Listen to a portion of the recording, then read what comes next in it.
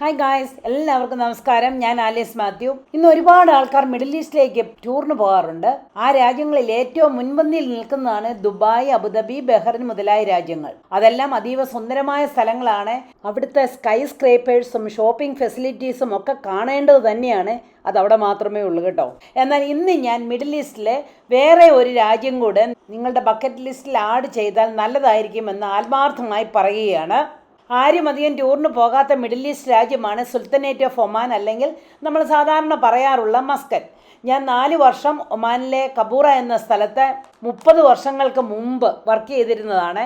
അതുകൊണ്ട് തന്നെ വീണ്ടും ഒരു പ്രാവശ്യം കൂടി ആ രാജ്യം വിസിറ്റ് ചെയ്യണമെന്ന് വിചാരിച്ചു. ഭാഗ്യത്തിന് എൻ്റെ കൂടെ ജോലി ഉണ്ടായിരുന്ന എൻ്റെ ബെസ്റ്റ് ഫ്രണ്ട് ആൻസി ഇപ്പോഴും മസ്കറ്റിൽ ഉണ്ടായിരുന്നതിനാൽ വീണ്ടും മസ്കറ്റിന് പോകാൻ കൂടുതൽ സന്തോഷം തോന്നി. അതുകൊണ്ട് ഞാൻ ഇപ്പോൾ മസ്കറ്റിൽ വന്നിരിക്കുകയാണ്. എൻ്റെ കൂടെ ആൻസിയും ഹസ്ബൻഡ് കുഞ്ഞുമോനുമുണ്ട്.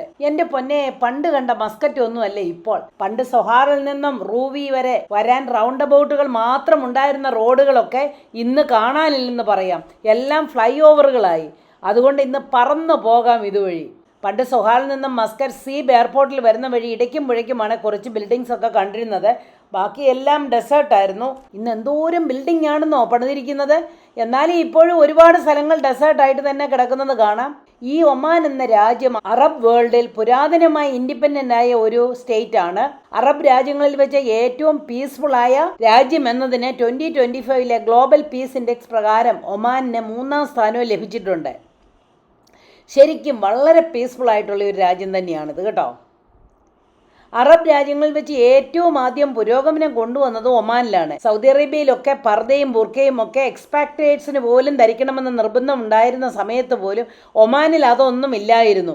അതുപോലെ തന്നെ 1991 പോലും സ്ത്രീകൾക്ക് ഡ്രൈവിംഗ് ലൈസൻസ് പോലും കൊടുത്തിരുന്ന രാജ്യമാണ് ഈ ഒമാൻ. ഇതൊന്നുമല്ല ഞാൻ പറയാൻ വന്നത്.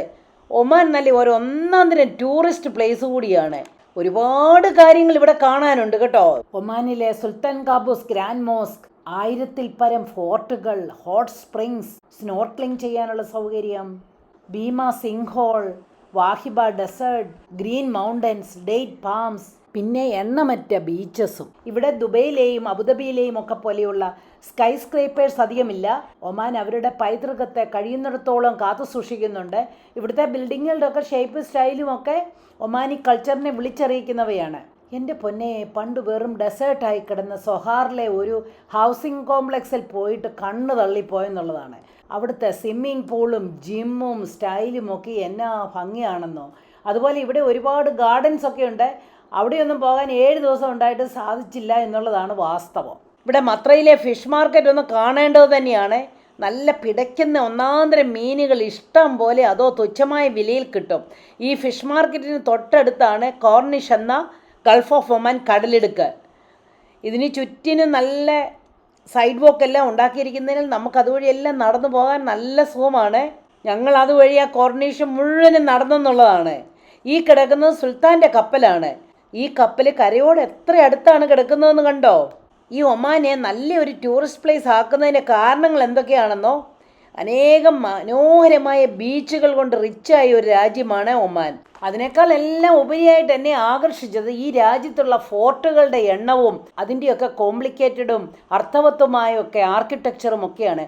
കൂടാതെ കൂറ്റൻ പർവ്വത നിരകളും ഗ്രീനറീസും ഈന്തപ്പഴത്തോട്ടങ്ങളും ഹോട്ട് സ്പ്രിങ്സും സാൻഡ് ഡ്യൂൺസും എന്ന് വേണ്ട എല്ലാം കൊണ്ടും ഒമാൻ അതിമനോഹരമായ ഒരു ടൂറിസ്റ്റ് പ്ലേസ് തന്നെയാണ്.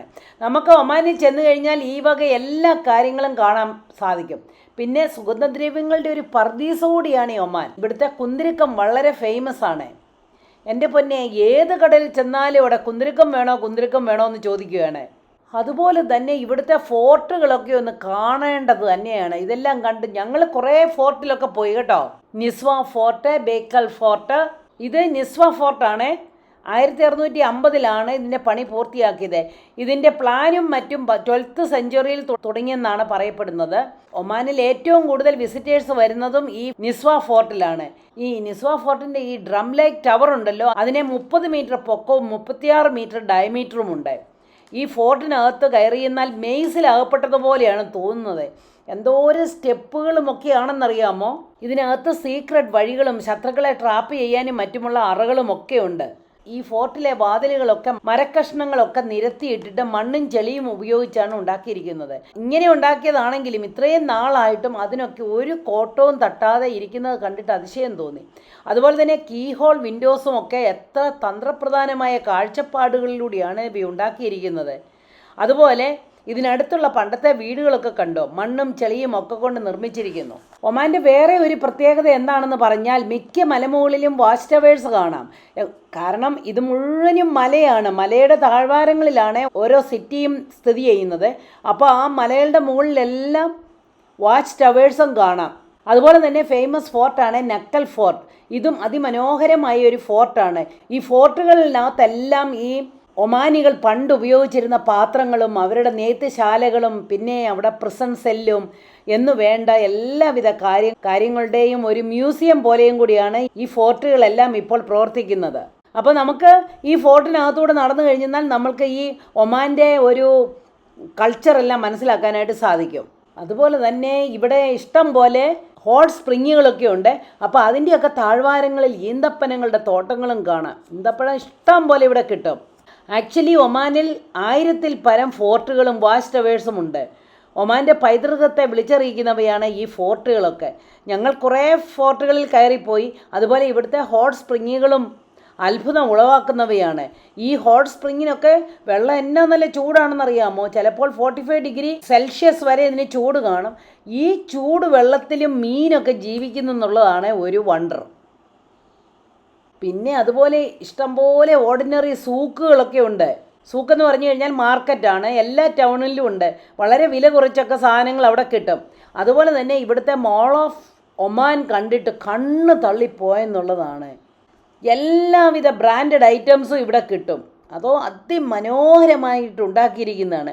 ഞാൻ വിചാരിച്ചത് ദുബായ് മോളും മോൾ ഓഫ് അമേരിക്കയും ഒക്കെ ആയിരിക്കും ഏറ്റവും ബെസ്റ്റ് എന്ന്.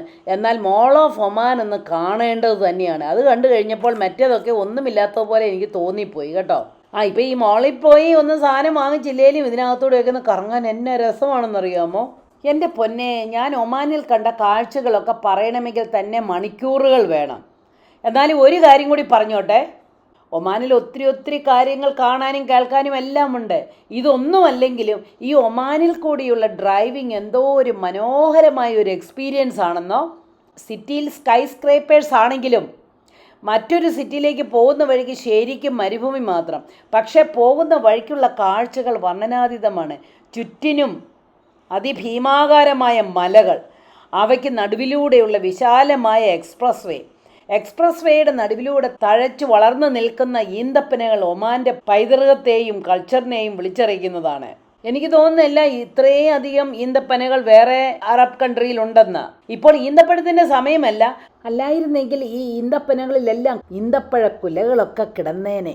അങ്ങനെ ഒമാനിലൂടെ വെറുതെ വണ്ടി ഓടിച്ച് പോയാൽ പോലും നമ്മുടെ മനസ്സിന് കുളിർമയും കൗതുകവും എല്ലാം ഉളവാക്കും. ചുരുക്കത്തിൽ എനിക്ക് ഇത്രയേ പറയാനുള്ളൂ. ദുബൈ ഒക്കെ കാണുന്ന പോലെ തന്നെ ഒരു പക്ഷേ അതിൽ കൂടുതൽ കാണാനുണ്ട് ഒമാനിലും. പിന്നെ ഉണ്ട് നമ്മുടെ സലാല എന്ന് പറഞ്ഞ ഒരു സ്ഥലം കൂടിയുണ്ട് ഒമാനിൽ. ആ സ്ഥലം കണ്ടെന്നാൽ കേരളമാണെന്നേ തോന്നത്തുള്ളൂ. അതുപോലെ ബൈബിളിലെ ഇയ്യോബിൻ്റെ കല്ലറയും എല്ലാം അവിടെ കാണാം. അങ്ങനെ ഒരുപാട് കാര്യങ്ങളുണ്ട് ഈ ഒമാനിൽ. അതുകൊണ്ട് യാത്ര ഇഷ്ടപ്പെടുന്നവർ ഒമാൻ കൂടി നിങ്ങളുടെ ബക്കറ്റ് ലിസ്റ്റിൽ ചേർത്താൽ നന്നായിരിക്കുമെന്ന് മാത്രമേ എനിക്ക് പറയാനുള്ളൂ. അപ്പോൾ ഒമാനിലെ മറ്റു വിശേഷങ്ങളൊക്കെ ഞാൻ ഷോർട്സിലൂടെ ഇടുന്നതായിരിക്കും കേട്ടോ. അതൊക്കെ കണ്ടു കഴിഞ്ഞാൽ നിങ്ങൾ ഞെട്ടും.